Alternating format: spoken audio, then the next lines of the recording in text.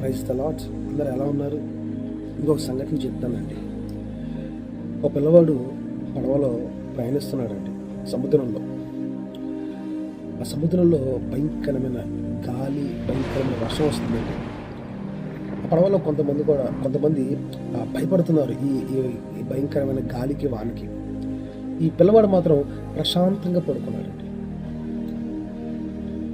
ఈ కొంతమంది ఈ ప్రజల్లో ఆ పిల్లవాడిని లేపి, మేము ఇక్కడ కంగారు పడుతుంటే నువ్వు ప్రశాంతంగా పడుకున్నావేంటి అని ఆ పిల్లవాడిని అడుగుతున్నప్పుడు ఆ పిల్లవాడు అన్నాడు, నేనెందుకు భయపడాలి? ఈ పడవ తోలేది నా సొంత తండ్రే, నాకు ఆయన మీద నమ్మకం ఉంది అని చెప్తాడు. ప్రియమైన సంఘటన, నేను ఈ విషయాన్ని ఎందుకు చెప్తున్నానంటే, మన దేవుడు కూడా మనకి వాగ్దానం చేస్తున్నారండి.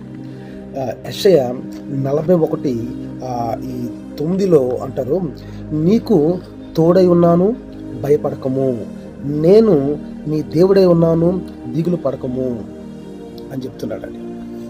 మన జీవితంలో కూడా మనల్ని నడిపించేవారు ఎవరంటే మన దేవుడే. మనకి భయంకరమైన పరిస్థితులు, ఇబ్బందులు, కష్టాలు, శోధనలు మన మీద పడుతున్నాయన్నప్పటికీ మనం ఎప్పుడు దేవుని మీద భారం పెట్టాలి, కానీ మనం భయపడకూడదు.